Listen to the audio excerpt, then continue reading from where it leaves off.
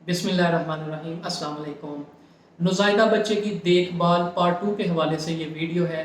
कल के पार्ट 1 में हमने डिस्कस किया था कि नुज़ाइदा बच्चे की देखभाल में बॉडी टेम्परेचर मेंटेन करना कितना इम्पोर्टेंट है। आज उसी का एक तसलसल है जिसमें अगले पॉइंट्स हम डिस्कस करेंगे स्टेप बाय स्टेप। तो अगला पॉइंट्स इसमें आ जाता है कि पैदाइश के बाद बच्चे को जितना जल्द मुमकिन हो फीडिंग शुरू करवा देनी चाहिए। और फीडिंग में मोस्ट इंपॉर्टेंट ये है कि मदर फीड शुरू करवानी चाहिए। मदर फीड जैसा कि आपको पता है कि शुरू के 2-3 दिनों में ज़रा कम आती है, कतरों की सूरत में आती है, लेकिन ये इंतहाई कीमती दूध के कतरे होते हैं, हल्के पीले रंग के होते हैं। बच्चे की भूख भी शुरू के 2-3 दिनों में पूरी कर देते हैं, उसका ग्लूकोज लेवल मेंटेन करते हैं। इसके अलावा बच्चे की इम्यूनिटी यानी कुव्वत मुदाफ़त में भी इजाफा करते हैं, जिससे बच्चा बीमारियों से बचा रहता है। तो इसे किसी सूरत मिस नहीं करना चाहिए। अगर खुदा न खास्ता किसी वजह से बच्चे को मदर फीड शुरू में स्टार्ट नहीं करवाई जा सकती, तो उस सूरत में हमने डिब्बे वाला दूध यानी फार्मूला फीड शुरू करवाना है।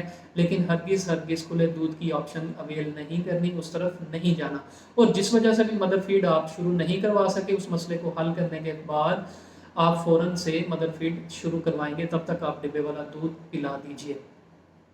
इसके बारे में मुकम्मल गाइडेंस और एक एक इशू जो है, प्रॉब्लम्स जो आती हैं ब्रेस्ट फीडिंग के हवाले से, फार्मूला फीडिंग के हवाले से, इसके बारे में पूरा एल्बम यूट्यूब चैनल पर मौजूद है, आप विज़िट करके देख सकते हैं। अगला पॉइंट आता है नौज़ायदा बच्चे की देखभाल में कॉर्ड केयर करना। बच्चे का जो नाड़ू है वो आपको पता है कि तकरीबन 8 से 10 दिनों में उतरता है। जब तक ये उतर नहीं जाता, इसकी देखभाल भी अच्छी तरह करनी है। देखभाल में ज़रूरी जो है वो 2 चीज़ें हैं। पहली ज़रूरी चीज़ ये है कि आपने एक तो उसकी सफाई करनी है दिन में 3 से 4 दफ़ा।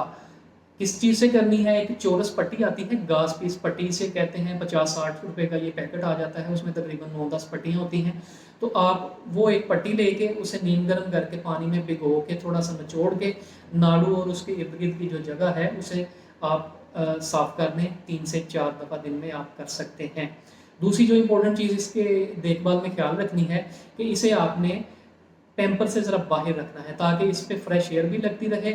और पैम्पर के अंदर करेंगे तो वहाँ पर यूरिन और पखाना भी इस पर टच कर सकता है, जिससे इन्फेक्शन होने के चांसेस हैं। तो इसे पखाने से बाहर रखना है, डाइपर से बाहर रखना है, ताकि ये जल्दी खुश्क होकर उतर जाए। इसे खींच के खुद से नहीं उतारना।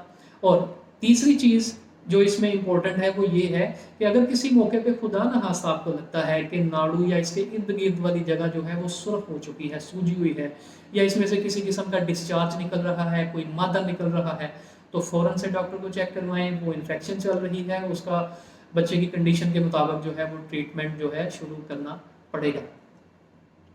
अगला पॉइंट आ जाता है बच्चे का डाइपर एरिया किस तरह हमने नीट एंड क्लीन रखना है। शुरू के जो चंद हफ्ते होते हैं उसमें तकरीबन बच्चा 3 दफ़ा, 4 दफ़ा, 5 दफ़ा दिन में पखाना करता है। तो हर दफ़ा जब भी बच्चे का पैम्पर गीला होता है या स्टूल की वजह से, पखाने की वजह से गंदा होता है, आपने उसे टाइम पर चेंज करना है। उसे ज़्यादा देर तक लगा नहीं रहने देना, वरना इन्फेक्शन के चांसेस हो जाते हैं। चेंज करने का तरीका ये है कि आप उसे हर दफ़ा उतार के रखें और उसके बाद साफ़ पानी की मदद से उसे वॉश कर लें। वॉश करने के बाद कोकोनट ऑयल हल्का सा वहाँ पे लगा दें या वैसलीन लगा दें, और उसके बाद डाइपर जो है नया उस पर आप बांध दीजिए, लगा दीजिए। डाइपर जो है बहुत ज़्यादा टाइट नहीं बांधना, वरना उससे भी स्किन रैशेस हो सकते हैं। स्किन रैशेस के बारे में, डाइपर एरिया के रैशेस के बारे में अलग से वीडियो मौजूद है, आप देख सकते हैं। अगला पॉइंट आ जाता है बेबी बाथ के बारे में। बच्चा जो ही घर पहुंचता है तो सबसे पहले आप उसे कोशिश करें कि एक दफ़ा नहला दें, ताकि उसका बच्चा जो है वो जरासीम से पाक हो जाए। नहलाने के बाद बच्चा जो है उसे साफ़ सुथरे नए कपड़े पहनाएं और कवर कर दें। सर्दियों में थोड़ी सी कुताही होती है कि सर्दी की वजह से नहलाने में हम देर कर देते हैं और कश्मकश का शिकार होते हैं, पता नहीं नहलाना चाहिए नहीं नहलाना चाहिए। नहला देना चाहिए। अपना कमरा थोड़ा सा हीटर लगा के गर्म कर लें। अगर बाथरूम में है तो बाथरूम थोड़ा सा आप जो है वो किसी तरीके से गर्म करके हल्के नीम गर्म कोसे से पानी के साथ आप उसे नहला सकते हैं, इसमें कोई हर्ज नहीं। इसके अलावा अगर सर्दियां चल रही हैं तो आप उसे हफ्ते में 2 से 3 दफ़ा ज़रूर नहलाएं। बच्चा फ्रेश हो जाता है, बच्चा ताज़ा दम हो जाता है और बच्चे की स्किन इन्फेक्शंस के चांसेस काफ़ी कम हो जाते हैं। जहाँ तक गर्मियों की बात है तो गर्मियों में भी आप जो है روزانہ بھی نہلا سکتے ہیں، ایک دن چھوڑ کر بھی نہلا سکتے ہیں۔ اس سے بچہ جو ہے پسینہ آنے کی وجہ سے یا زیادہ دیر اس طرح ریپ رہنے کی وجہ سے جو سکن انفیکشنز ہونے کے چانسز ہیں وہ کافی حد تک کم ہو جاتے ہیں، سکن بالکل صاف ستھری ہو جاتی ہے۔ اگلا پوائنٹ آ جاتا ہے بچے کی سرکمسیجن کے بارے میں۔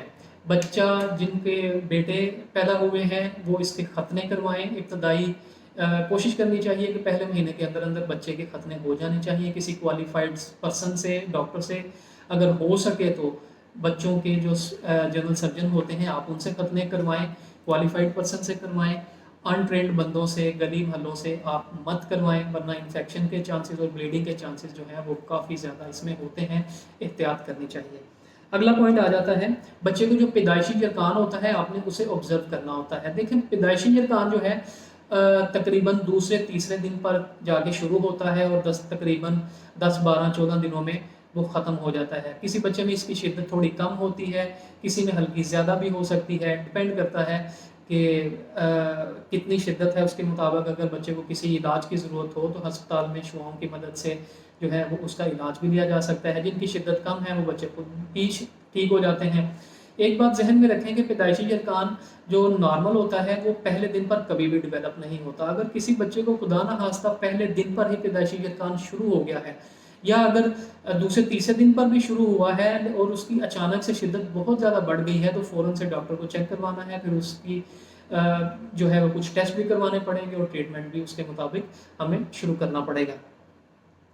اس کے بعد اگلا پوائنٹ آ جاتا ہے کچھ ایسی چیزیں ہیں جو کہ ہم نے نوزائیدہ بچوں میں اپلائی نہیں کرنی۔ بچے ہیں، بہت قیمتی ہیں، ان پر پرانے رسم و رواج کے مطابق کوشش کریں، جیسا کہ سرما لگانا بچے کو ڈائپر ایریا میں یا گلے میں جو ہے وہ ٹیلکم پاؤڈر لگانا خوشبو کے لیے، یہ نقصان دہ ہو سکتا ہے، نہیں لگانا چاہیے۔ ہم شہد کی گڑتی دیتے ہیں پیدائش پر بچے کو، اس سے بھی اوائڈ کرنا چاہیے۔ اس کے علاوہ کھلا دودھ شروع کروا دیتے ہیں کچھ لوگ، تو کوشش کرنی چاہیے یہ 3 4 چیزیں جو بتائی ہیں ان سے اوائڈ کرنا چاہیے، یہ شروع نہیں کرنی چاہیے۔ اس کے علاوہ اب ہمارا آخری پوائنٹ آ جاتا ہے ڈینجر سائنس کے بارے میں، یعنی کچھ ایسی علامات ہیں۔ ایک تو ہیلدی بچہ ہے، ہیلدی بچے کا تو سب کچھ ٹھیک چل رہا ہوتا ہے، اور ڈینجر سائن کا مطلب یہ ہے کہ اگر ان میں سے کوئی ایسے سائن سمٹمز علامات کوئی ظاہر ہوتی ہیں، نشانیاں سامنے آتی ہیں بچے میں، تو آپ نے فوراً سے پہلے ہسپتال کی ایمرجنسی میں اپنے ڈاکٹر سے کنسلٹ کرنا ہے۔ جیسا کہ خدا نہ خواستہ بچہ اچانک سے فیڈ لینا بند کر دے، اچانک سے بہت زیادہ رونا شروع کر دے جس کی کوئی بھی وجہ سامنے نظر نہ آ رہی ہو، بچہ بہت زیادہ نڈال ہو جائے، بچہ فیڈ لینا کم کر جائے، بہت زیادہ ٹھنڈا یا بہت زیادہ گرم ہو جائے، تو ایسی کوئی بھی صورت آپ کو نظر آئے تو آپ اپنے ڈاکٹر سے ضرور کنسلٹ کیجئے۔ اپنا اور اپنے بچوں کی، نوزائیدہ بچوں کی صحت کا بہت سا خیال رکھیے۔ آج تک کے لیے اتنا ہی۔ السلام علیکم۔